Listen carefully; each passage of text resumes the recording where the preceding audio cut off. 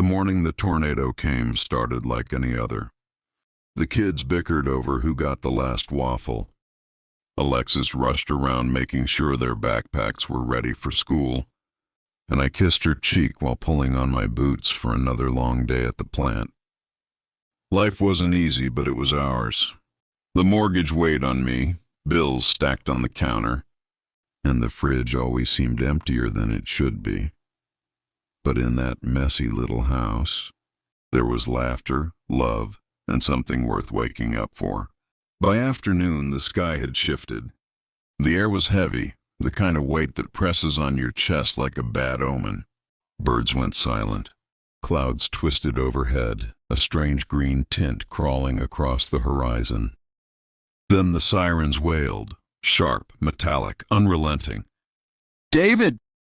Alexis shouted from the porch, fear tightening her voice. "Get inside, now!" I sprinted across the yard, scooping Emma into my arms while calling for the boys. Ethan, only 8, tripped over his toy truck, and my heart nearly stopped. I yanked him up, shoving him toward Alexis's outstretched arms as the wind picked up, tugging at my clothes. We scrambled into the storm shelter, slamming the steel door shut just as the world outside roared. It wasn't wind. It was a freight train, 1,000 locomotives tearing through everything we knew. The ground shook beneath us. Dust rained from the ceiling. Emma's little fingers dug into my shirt as she buried her face against me. "Daddy, make it stop," she whimpered. I held her tighter, though my own chest was tight with terror. Beside me, Alexis whispered prayers, words trembling on her lips. Then came the sound of tearing, wood splintering, glass shattering, metal screaming as it twisted.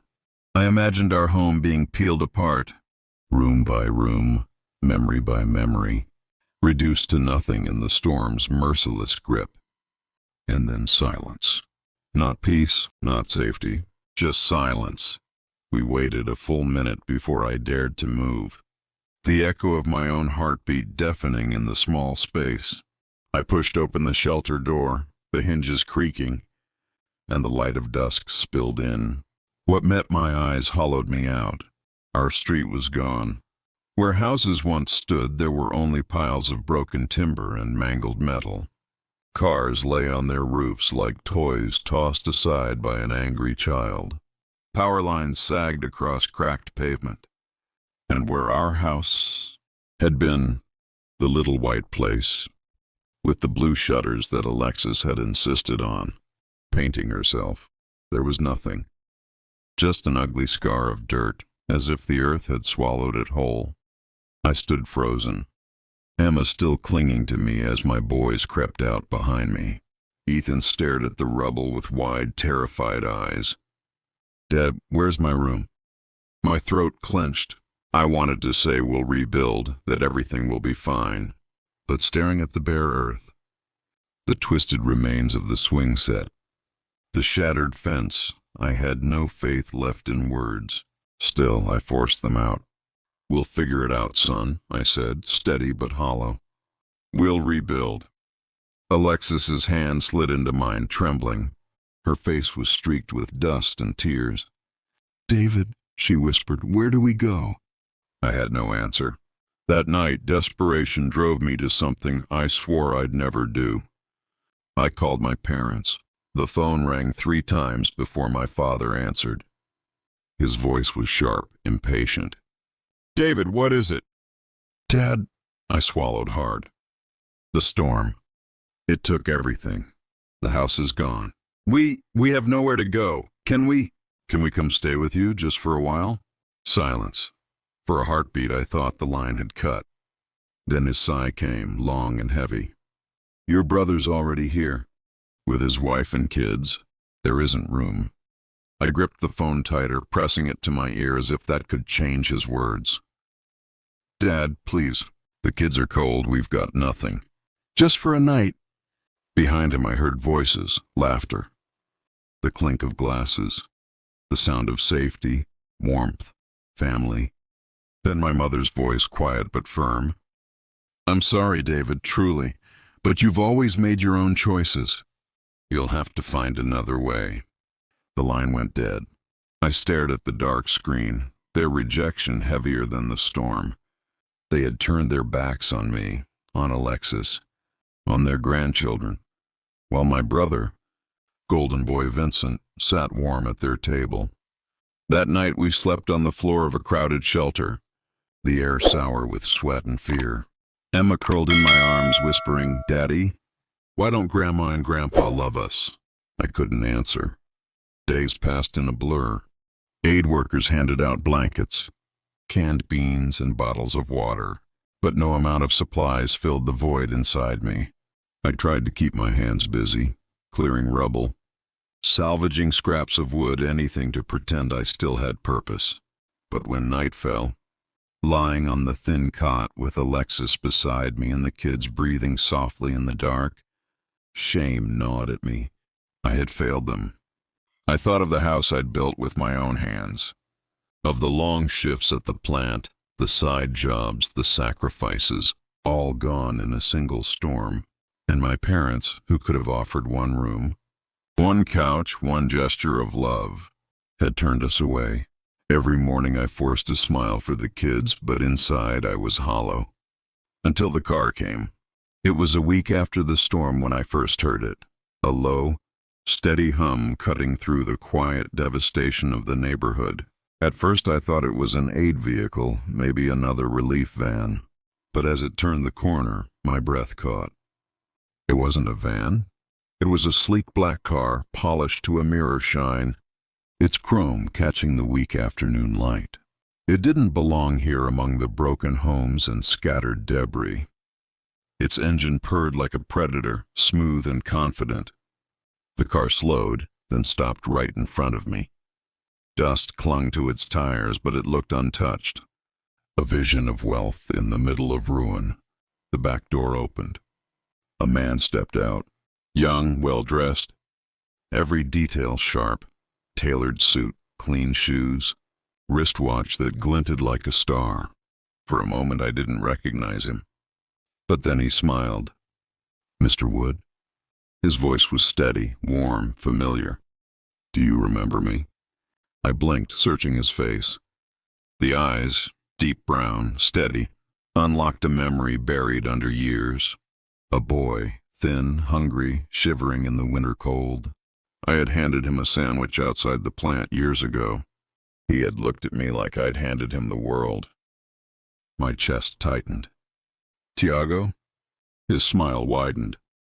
"You remember." He stepped closer, his presence commanding but not arrogant. "Years ago you gave me food. You told me I wasn't invisible, that one day I'd matter. I never forgot." From his pocket he pulled out a small key ring. A single brass key glinted in the fading light. "I came back to repay you," Tiago said softly. "There's an apartment waiting for you. Safe, warm, and a job, not charity. Mr. Wood, repayment, because you once gave me dignity when I had none." I stared at the key, my throat closing. Part of me wanted to refuse. My pride screamed against it. But behind me Emma coughed, her thin sweater no match for the cold. Ethan's eyes were sunken, tired. Alexis's shoulders sagged under the weight of despair. Tiago pressed the key into my hand. His grip was steady, strong. "Take it," he said. "For them." That was the moment everything shifted. The day I lost my home, my parents, and my pride. The boy I'd once helped returned as a man with power I couldn't comprehend. But little did I know, his kindness would drag me into a world of debts, secrets, and choices that would test me more than the storm ever had. And this was only the beginning. The brass key felt wrong in my hand. Too heavy, too polished, too bright against the dirt still crusted under my fingernails. It was a symbol of something that didn't belong to me. And yet Tiago pressed it into my palm with a certainty that said he wasn't asking. He was giving, and giving carried weight. Alexis stared at the key, like it was a piece of treasure, washed ashore after a shipwreck. Her lips parted, but no words came. Behind her, Emma tugged on her sweater, whispering, "Mommy, is that our new house?" Ethan just coughed into his sleeve, pale from exhaustion. Tiago's black car idled at the curb, its engine purring like some wild animal at rest, sleek and dangerous.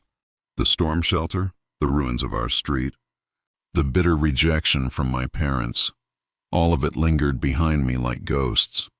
In front of me stood Tiago, tall, composed, and looking nothing like the half-starved boy I once knew. "Come," he said simply, his voice leaving no room for doubt. The drive into the city felt unreal. Through the tinted windows, I watched devastation slowly give way to normalcy.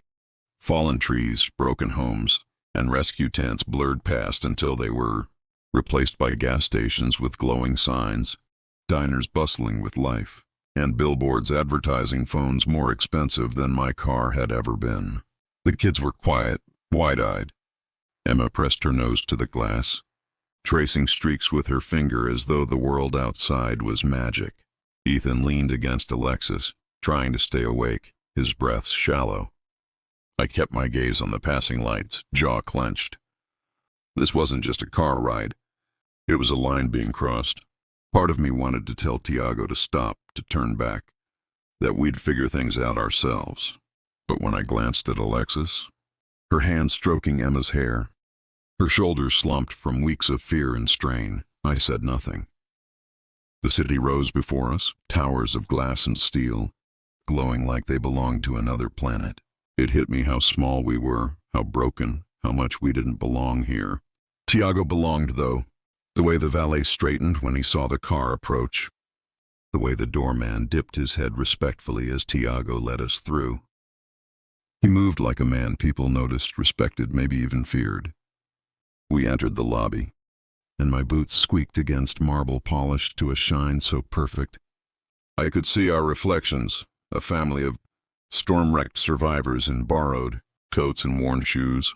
The receptionist smiled brightly at Tiago. "Good evening, Mr. Navarro. Shall I prepare the paperwork?" "Already handled," he replied, not slowing. She picked up the phone anyway, murmuring into it quickly. Her eyes flicked toward me and my family once, curiosity sparking, before she looked away as though realizing it was none of her business. Tiago stopped at the elevator and turned to me. His expression was calm, but his words landed like weights. "This isn't charity, Mr. Wood, remember that." The elevator doors opened and we stepped inside. The ride up felt endless, the hum of the machinery vibrating in my chest. Emma clutched my leg, eyes darting around at the mirrored walls. Ethan leaned against Alexis, half asleep. My wife squeezed my hand, whispering so only I could hear, "Why us, David?" "Why now?" I had no answer. Ding. The doors slid open to a quiet hallway lined with polished doors and soft lighting. Our footsteps barely made a sound on the thick carpet. At door 10B, Tiago stopped, nodding at the key in my hand. "Go on." I slid it into the lock. It turned smoothly, too smoothly, like it had been waiting for me. When the door swung open, my breath caught. The apartment was impossible. Clean white walls, sleek furniture, warm lights spilling over hardwood floors. A wide window stretched across the far wall, revealing the city skyline glittering against the night. The air smelled faintly of citrus and cedar, nothing like the damp sweat of the shelter or the dust of our ruined home. Emma squealed, running to a bed covered in crisp white sheets. She bounced once, twice, laughing, her hair flying. Ethan wandered into the kitchen, pulling open cabinets to find them stocked with plates, cups, even a bowl of fresh fruit on the counter. Alexis stepped forward slowly, her hand covering her mouth. "David," her voice cracked. "It's beautiful." I didn't move. I couldn't. My boots felt too dirty for the floor, my jacket too ragged for the space. I was a blot of ruin in a room built for someone better. Tiago's voice cut through my storm of doubt. "You gave me food once. Do you remember?" I turned, staring at him. His eyes held mine, steady, unwavering. I remembered. A boy outside the plant, maybe 12 or 13. Skinny, bruised, clothes hanging loose. Winter biting his lips blue. I'd handed him half my sandwich, the only food I'd had for my shift. He'd stared at me like I'd handed him gold. You told me I mattered, Tiago said softly. That I wasn't invisible. That one day things would change. And they did. Because of you. I swallowed hard. Tiago, I don't deserve this. You deserve more than this, he said, stepping closer. But for now, start here. Take care of your family. Rest, eat, live. You'll need your strength soon. The words made my stomach twist. Strength? For what? His lips curved in the faintest smile, but his eyes stayed serious. You'll see. That night, we sat around a table bigger than any we'd owned, eating real food from the fridge. Emma giggled at her reflection in the window. Ethan devoured 2 apples in silence. Alexis caught my hand across the table, her eyes soft but questioning. When the kids finally drifted to their rooms, Alexis pulled me aside. David, she whispered, this doesn't feel right. Nobody gives away apartments, not without wanting something. I pulled her into my arms, resting my chin on her hair. She was right. Of course she was right. But for now our children were warm, fed, safe. And I couldn't let doubt ruin that, not yet. We'll be careful, I murmured. We'll find out what he wants. For now, let them sleep. But when I lay down later, staring at the ceiling, I couldn't sleep. My mind returned again and again to Tiago's eyes. The way the receptionist had addressed him. The power in his voice when he said, I need men I can trust. He hadn't given me a gift. He'd opened a door. And doors always led somewhere. The next morning I woke to the smell of coffee. Real coffee. Not the watered-down instant packets we'd been drinking at the shelter. Alexis stood in the kitchen, hair loose, face tired but brighter than it had been in weeks. David, she said softly, handing me a mug. It almost feels like a dream. Emma patted in, rubbing her eyes, her small voice carrying hope. Daddy, is this forever? I froze.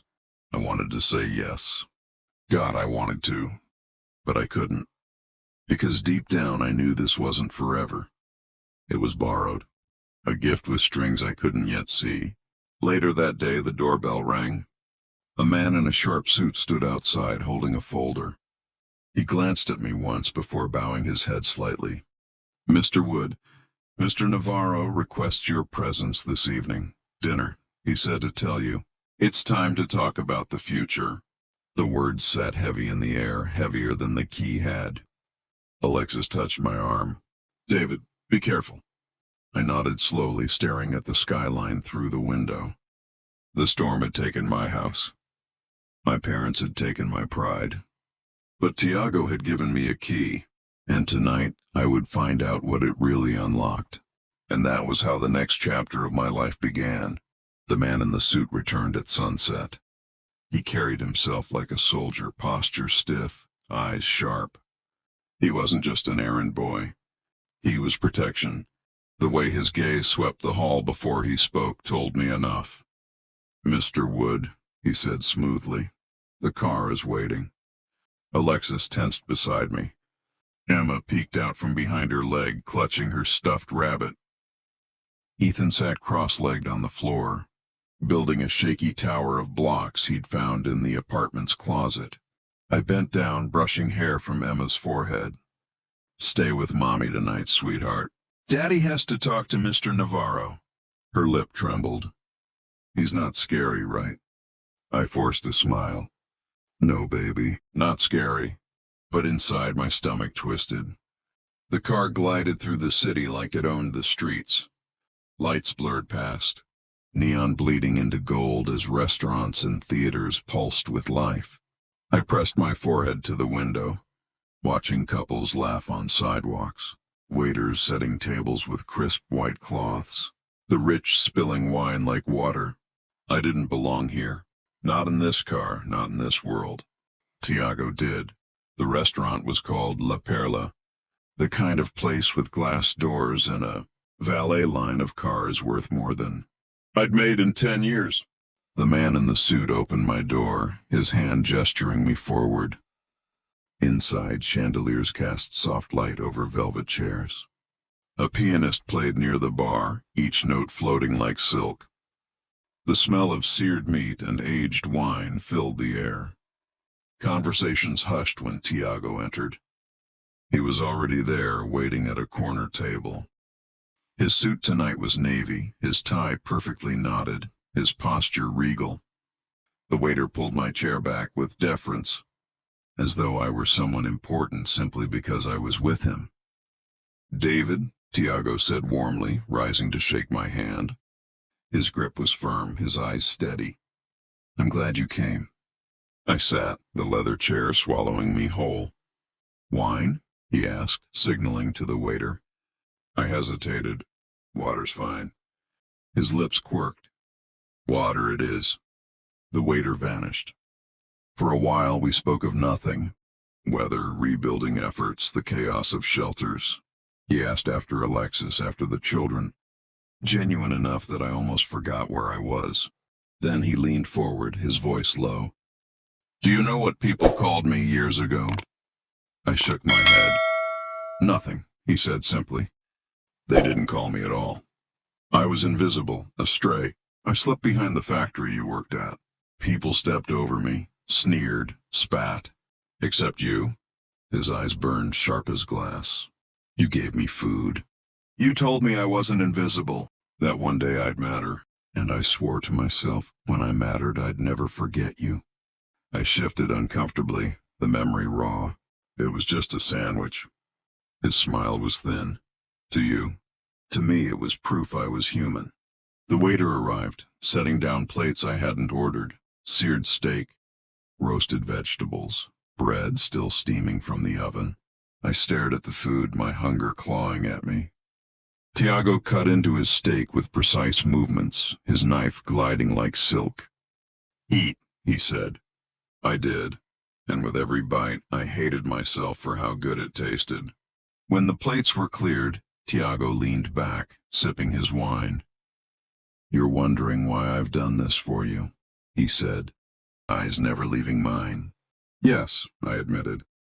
"Because I need men I can trust," he said plainly. "Men who know what it means to lose, who don't take loyalty lightly. Men like you." My chest tightened. "Tiago, I'm just a factory worker. I don't know what you think I can do for you." He chuckled softly. "Factory worker, father, husband, survivor. That's more than most men. But don't misunderstand me, David. I'm not offering you charity. I'm offering you a place, a future." His words echoed heavy. "A future in what?" I asked slowly. His smile faded, replaced by something harder. "A future where your family will never go hungry again. Where no storm, no man, no betrayal can strip you of everything. A future where you stand beside me." My pulse quickened. "Stand beside you? In what exactly?" He set his glass down with care. "Business. Real business. The kind that builds empires. The kind that requires loyalty above all else." The room seemed to hush around us. The pianist's notes grew sharper, or maybe it was my nerves. "I don't know anything about that world," I said. "Then you'll learn," he replied. "What matters is not skill. It's loyalty. I can buy skill. I can't buy loyalty." He leaned closer, his voice dropping to a near whisper. "You've already proven yours once, when you gave a boy food instead of walking past. I need that man now, David, and in return, you and your family will never suffer again." The waiter returned with dessert, but I barely touched it. My mind spun. I thought of Alexis warning me with her eyes, of Emma asking if this was forever, of Ethan's thin frame, too tired for a boy his age. I also thought of my father, his cold voice telling me there was no room. Of my brother Vincent, sitting at their table, warm and fed while we shivered. Tiago watched me wrestle with it all, patient, calm. He didn't push. He just waited. Finally, I set down my fork. I don't know what you're asking me to do. He nodded once. Not yet. Tonight is only the beginning. Think of it as the key was the first step. Dinner is the second.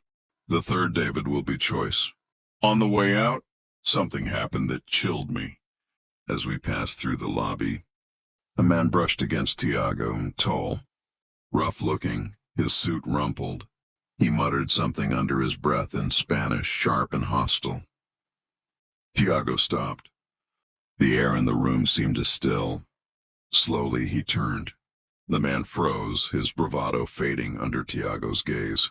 Two men in dark suits appeared from nowhere, flanking him. The rough man stammered an apology, bowing his head, before being escorted quickly out the door. Tiago adjusted his cufflinks calmly, as if nothing had happened. Jealousy, he murmured. It comes with the territory. I said nothing, but a cold knot formed in my gut.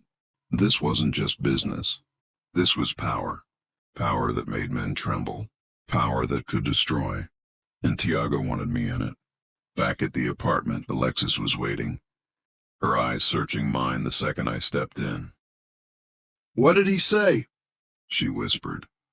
I closed the door, leaning against it, the city lights casting long shadows across the floor. He offered me a future, I said slowly. But I don't know what kind. Her hand found mine, squeezing hard. David, be careful, please. I looked at my children, sleeping peacefully in their rooms, and felt the weight of the key again in my pocket. I didn't know if it was salvation or a shackle, but I knew one thing. Whatever Tiago was pulling me into, there was no turning back now, and the choice he promised was coming sooner than I thought. The apartment was too quiet. I woke before dawn, the city still asleep outside the balcony windows. Alexis lay curled beside me, her breathing uneven, as if even in sleep she couldn't rest. I slipped from bed and wandered into the kitchen, the marble counters glinting pale under the first light of morning. The fridge hummed softly. I opened it and just stared. Eggs, cheese, milk, fruit. More food than we'd seen in months. My hand trembled as I reached for an apple. I bit into it, the crisp sweetness flooding my mouth, and for a moment I almost cried. But the taste turned to ash when I remembered Tiago's voice from the night before. I need men I can trust. Alexis's footsteps padded into the kitchen. She wore one of the silk robes she'd found in the closet, its sleeves too long for her arms. She looked smaller than ever against all this wealth. You didn't sleep, she whispered. Could you? I asked. She shook her head, crossing her arms. David, this isn't right. None of this is free. You know that. I set the apple down. I know. Her eyes glistened. Then please don't let him pull you in. We can find another way. I wanted to believe her. But as I looked toward the children's room, at the faint sound of Emma's soft snores, Ethan's quiet mumbling in dreams, I knew another way didn't exist. Not in this broken city. The knock came just after sunrise. Firm, 3 times. The same man in the suit from the night before stood there, expression unreadable. Mr. Wood, Mr. Navarro would like a word. Alexis's hand clutched my wrist. Her eyes begged me not to go. But I went. This time the car didn't glide to a restaurant. It wound through streets I hadn't seen in years.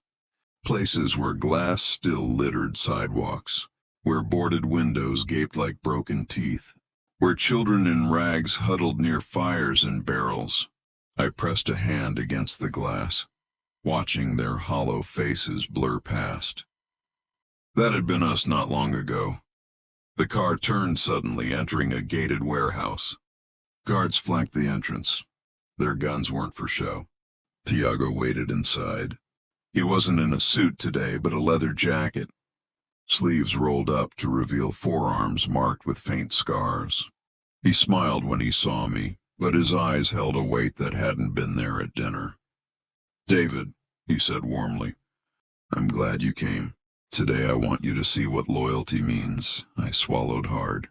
"What do you need me to do?" He walked me past rows of crates stacked high, men moving briskly, clipboards in hand. The air smelled faintly of oil and metal. "These," Tiago said, tapping one crate, "are supplies. Food, medicine, blankets.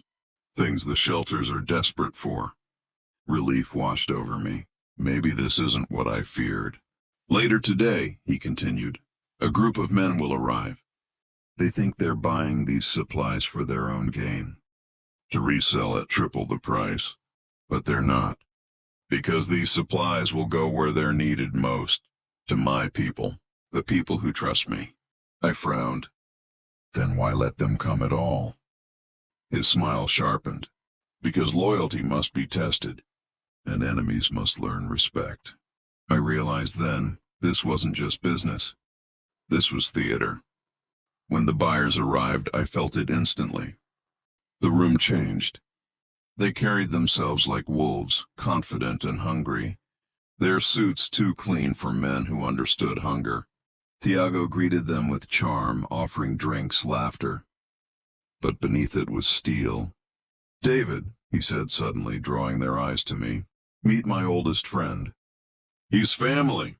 I froze under their stares. One of them smirked. "He doesn't look like family." Tiago's hand landed on my shoulder, firm. "He is. And anyone who disrespects my family disrespects me." The smirk vanished. The deal went on, numbers tossed back and forth, coded phrases layered over greed. I barely followed, my head spinning. Then it shifted. One man pushed harder, demanding more for less. His voice rose sharp, accusing Tiago of cheating. In a blur, Tiago's hand slammed the table. The room fell silent. "Respect," Tiago said softly, "is not optional." The man paled. His partners shifted uneasily. Tiago turned to me, his eyes steady.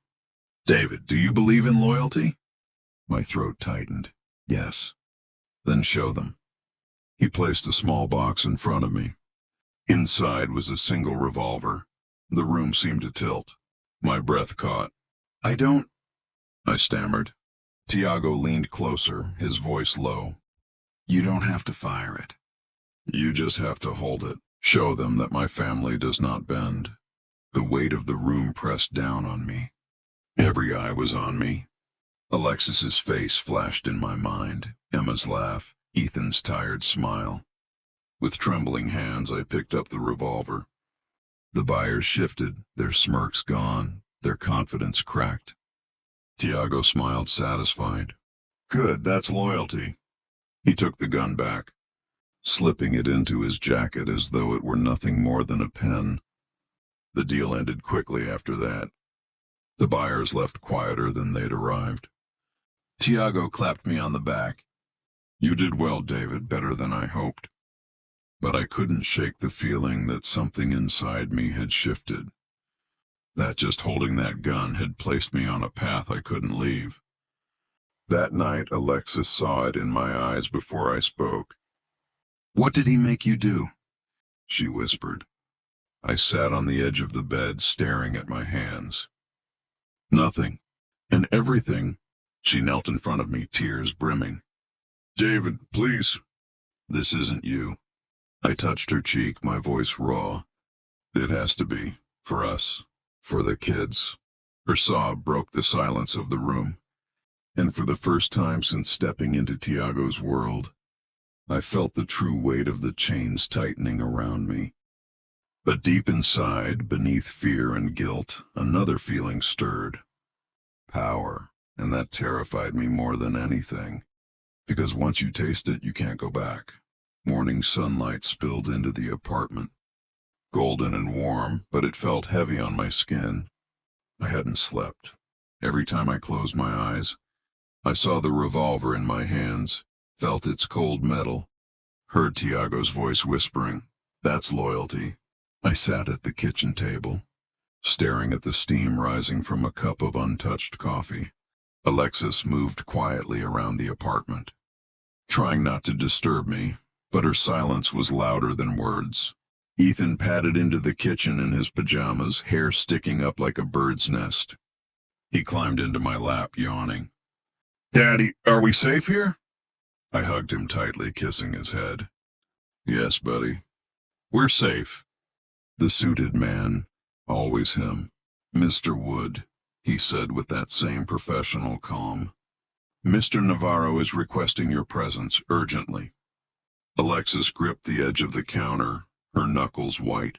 "David, please." I kissed her forehead quickly before she could finish. "I'll be back soon." Her eyes followed me all the way to the door, pleading silently. The car ride felt shorter this time, familiar, like I'd already begun to belong. And that thought unsettled me more than the gun ever had. Tiago was waiting in his office above the warehouse, sunlight spilling across his desk. Behind him, the skyline stretched in silver and glass, untouchable. He smiled when I entered, but his smile was different today, sharper, purposeful.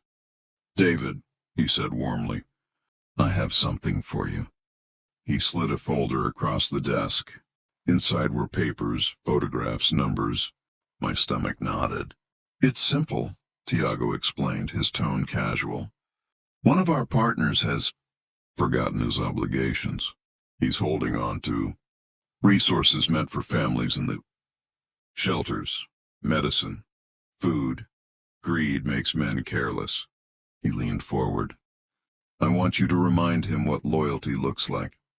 I stared at the folder. "You mean talk to him?" "Talk, yes," Tiago said, "but talk in a way he won't forget." I swallowed hard. "Why me?"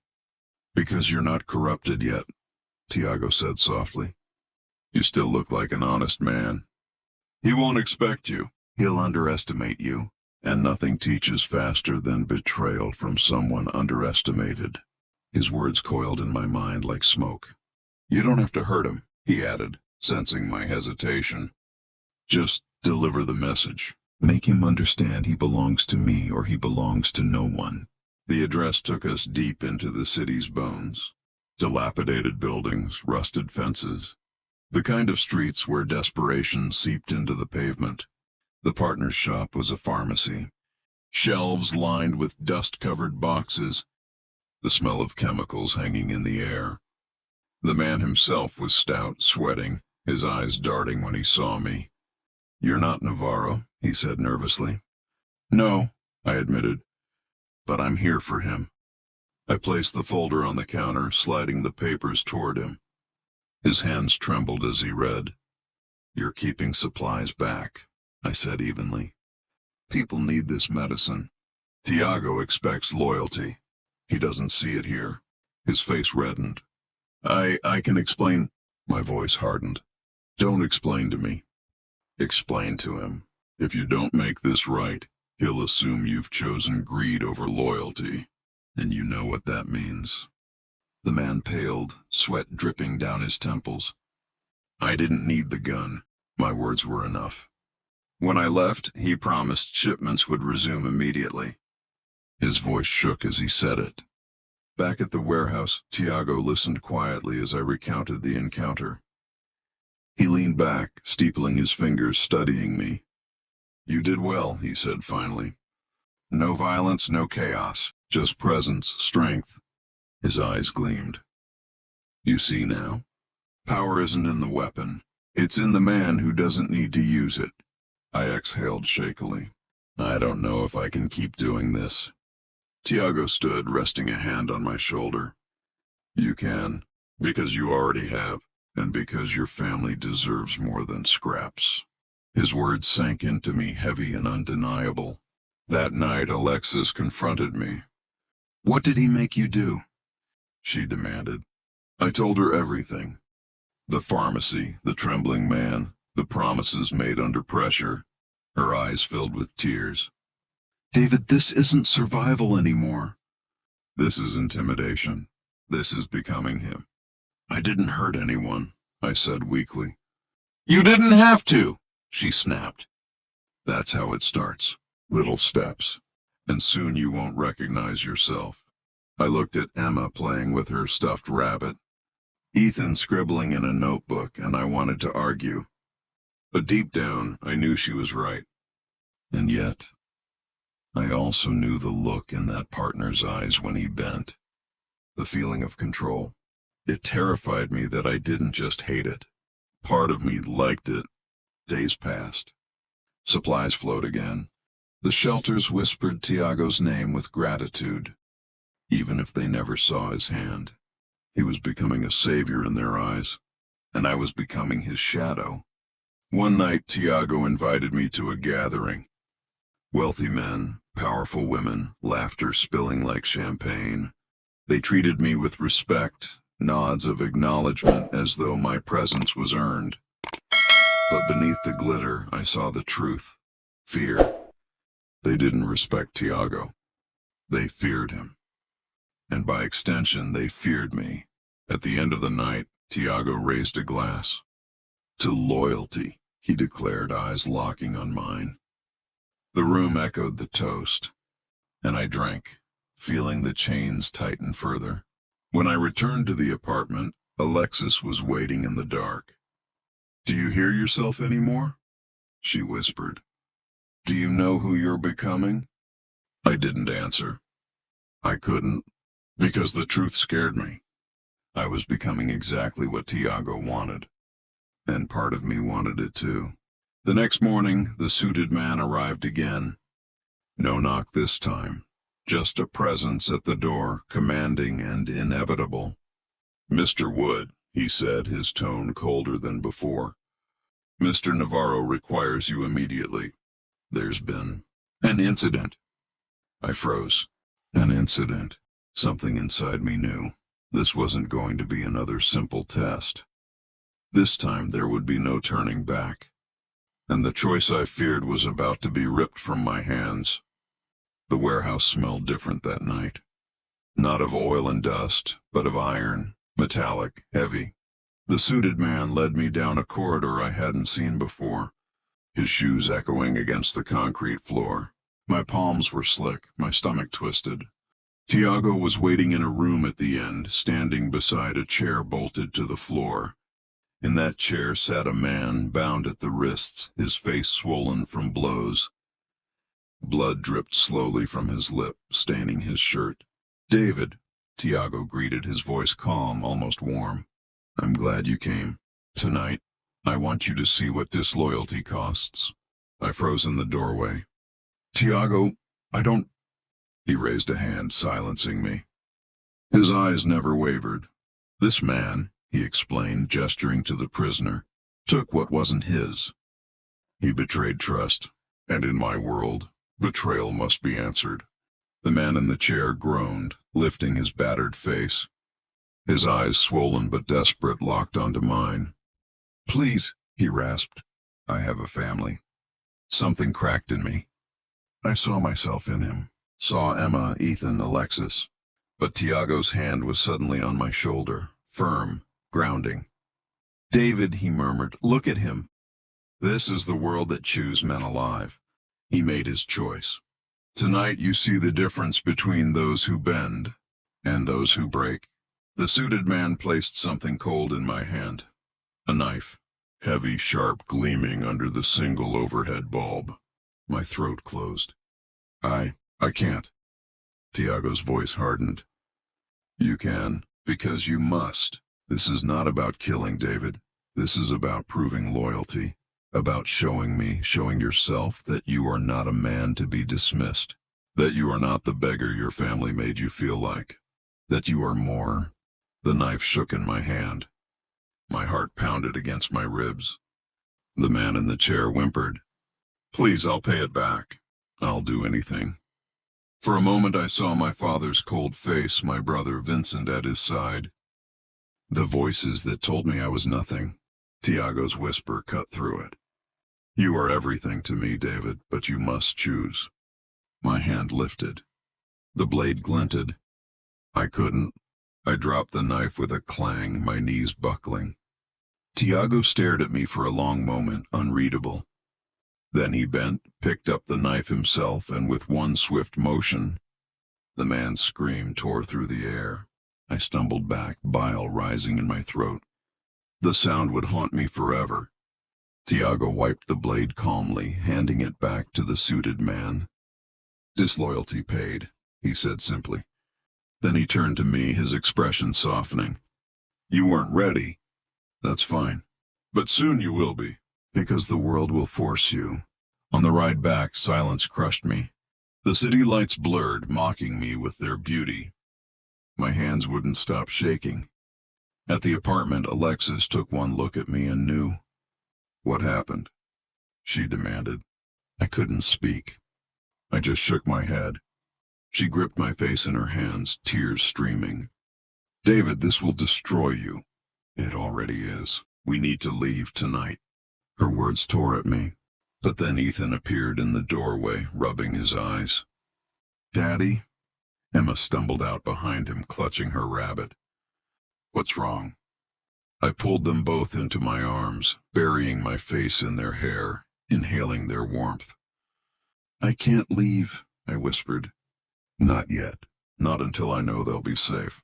Alexis's sob echoed in the dark. Days blurred after that. I couldn't eat without tasting iron, couldn't sleep without hearing screams.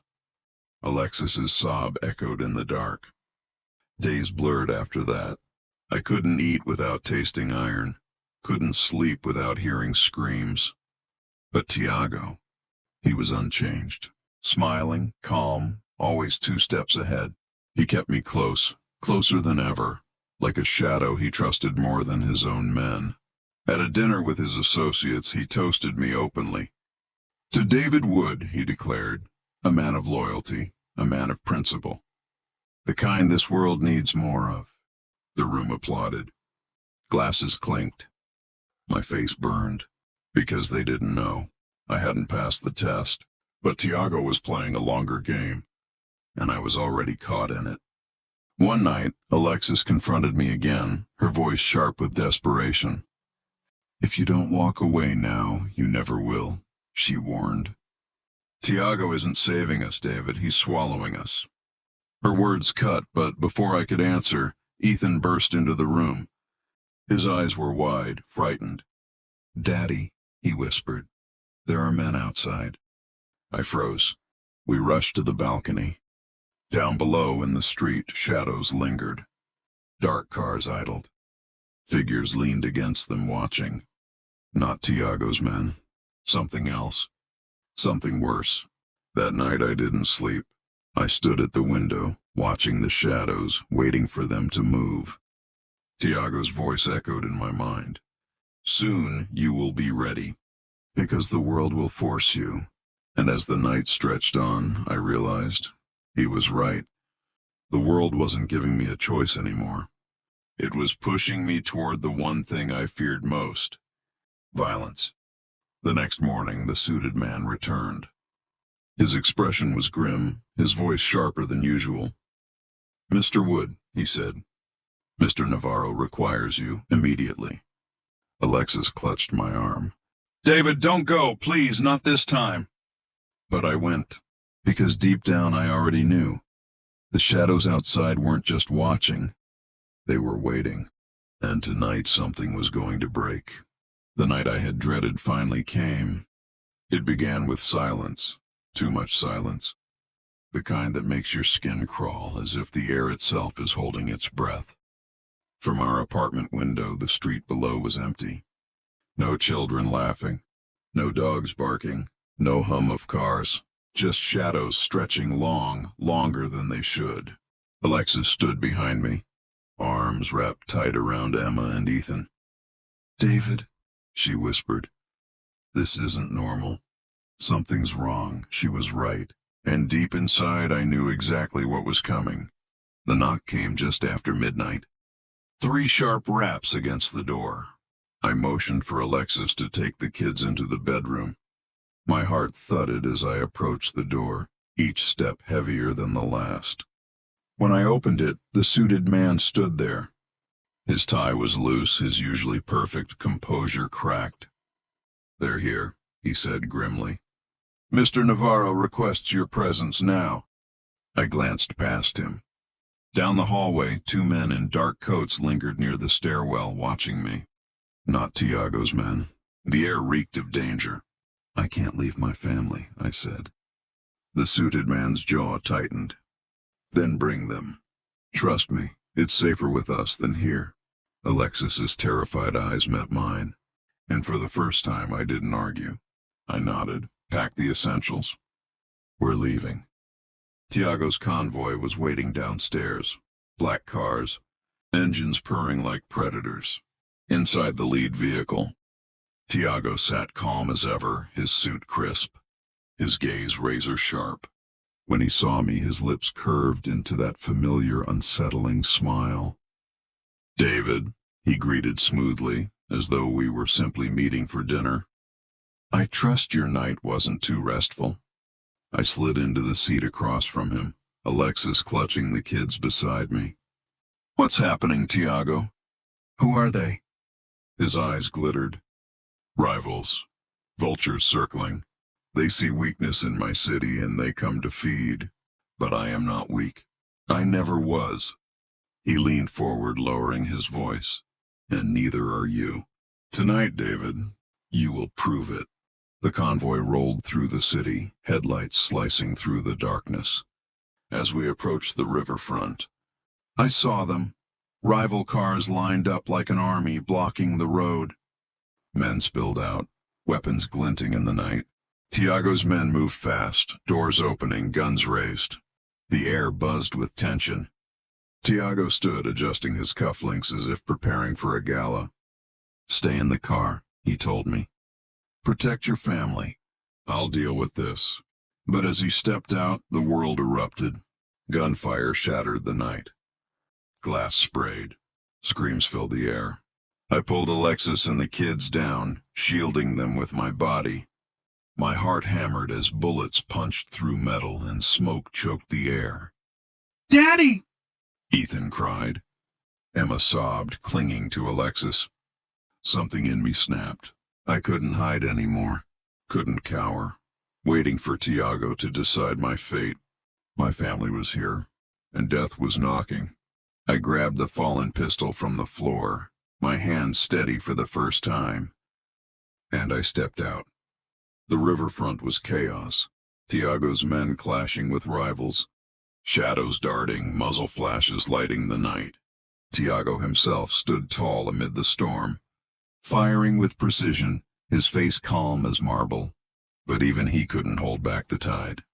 A rival gunman broke through the line, charging toward our car. His rifle lifted, aiming straight at Alexis. I didn't think. I fired.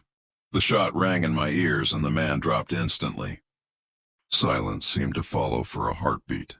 Then sound crashed back in, shouts, more gunfire. But I was no longer the same man who had dropped the knife in the warehouse. This time I didn't drop anything. This time I fought. I moved through the battlefield like a man possessed. Not trained, not skilled, but desperate. Every shot was for Ethan. Every punch was for Emma. Every breath was for Alexis. Tiago's eyes found me in the chaos. For the first time, genuine fire sparked in his gaze. He shouted above the noise. "Yes, David. That's who you are. That's the man I saw in you." For the first time, genuine fire sparked in his gaze. He shouted above the noise. "Yes, David. That's who you are. That's the man I saw in you." But I didn't care about his approval anymore. This wasn't about him. It was about survival. Minutes felt like hours. By the time the last rival fell, the riverfront was littered with bodies, smoke rising like ghosts. Tiago walked among them calmly, as if surveying the aftermath of a business meeting. His suit was stained with blood, but his composure never faltered. When he reached me, he placed a hand on my shoulder. "You've crossed the threshold," he said softly. "You're mine now, David, whether you admit it or not." I shoved his hand away, my voice raw. "No, I did this for them, not for you." His smile was thin, cold. Keep telling yourself that. But when the world remembers tonight, they won't remember Tiago Navarro alone. They'll remember the man who stood beside him, the man who bled beside him. You, David Wood.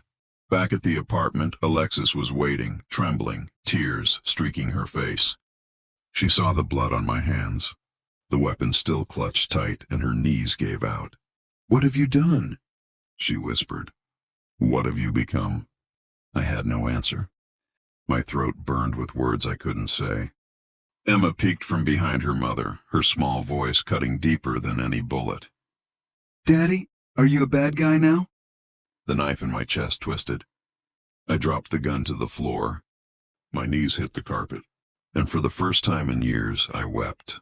Days blurred again, but differently this time. Not with hunger or despair, but with whispers. The city buzzed with the name David Wood. Some called me Tiago's right hand. Others called me a monster. I avoided mirrors. I couldn't stand the face looking back. Alexis barely spoke to me. When she did, it was through clenched teeth, her voice trembling with rage. "You promised to protect us, but all you've done is drag us deeper into hell." I wanted to tell her she was wrong, that I was still me, that I hadn't lost myself. But when I closed my eyes, I saw blood, and I knew maybe I had. The final meeting with Tiago came weeks later, on a rooftop overlooking the city. The skyline glowed golden, beautiful and cruel. Tiago stood beside me, hands in his pockets. "Look at it, David. This city breathes because men like us keep it alive. Without us, it rots. You've earned your place. Partner. Equal." The word cut deeper than any insult. Equal. Partner. The same word that had once lifted me when Derek Harrington said it in front of my daughter's groom. Now it felt like chains. I turned to Tiago, my voice low but steady. "I'm done. My family is leaving tonight." Tiago's smile was soft, almost paternal. "No, David, you don't walk away from me. Not after what we've shared." I lifted the pistol I had hidden in my coat. His eyes flicked to it, then back to mine. For the first time, his mask cracked just slightly. "Careful," he murmured. "If you kill me, you become me." My finger trembled on the trigger. The weight of every choice pressed down. Alexis's tears. Ethan's frightened eyes. Emma's question. "Daddy, are you a bad guy now?" I lowered the gun. "I'm not you," I said. "Not anymore." And I walked away. Tiago didn't stop me. He didn't order his men to fire. Maybe he respected me too much. Maybe he believed I'd come crawling back. But I never did. We left the city that night. No goodbyes, no second thoughts. Just a family running from the shadow of a man who had almost swallowed us whole. Years later, in a small, quiet town, Emma asked me again, "Daddy, are you a bad guy?" I looked at her, then at Ethan, then at Alexis, still scarred by everything we'd endured, but alive together. And I answered honestly, I was, for a while, but not anymore. And as the sun rose over our new home, I prayed it was true, that the blood on my hands would one day fade, that my children would remember not the monster I almost became, but the father who fought to bring them back into the light.